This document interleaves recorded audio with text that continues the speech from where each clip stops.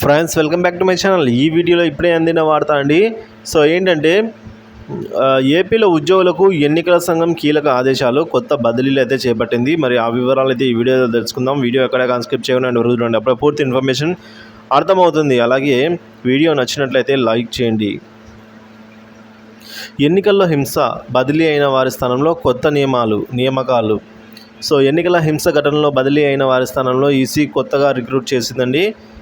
AP ఎన్నికల్లో హింసలు చెలరేగడంపై పలువురు ఉన్నతాధికారుల పట్ల తీవ్ర ఆగ్రహం వ్యక్తం చేసిన ఈసీ వారిపై సస్పెన్షన్ లేదా బదిలీ వేటు వేసిన విషయం తెలిసిందే. దీంతో బదిలీ అయిన స్థానాల్లో కొత్తగా నియామకాలు చేపట్టారు. డిఎస్సీలుగా 5గురిని, ఇన్స్పెక్టర్లుగా 7గురిని, మొత్తం 12 మందిని పోస్టింగ్లు ఇస్తూ సీఈఓ సోమవారం ఉత్తర్వులు జారీ చేసింది.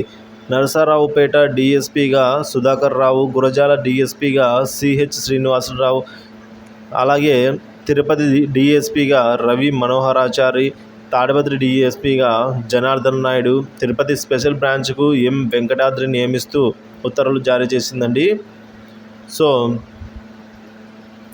ఈ విధంగా అయితే ఎక్కడికక్కడ హింసకు ఎక్కడైతే పాల్పడ్డారో, అంటే హింసను ఖండించి ఆపలేకపోయారో ఆ ప్రాంతాల్లో అధికారులను అయితే వేటు వేసిన సందర్భంలో ఈ విధంగా కొత్త వారిపై నియామకాలు చేపట్టిన ఈసీ.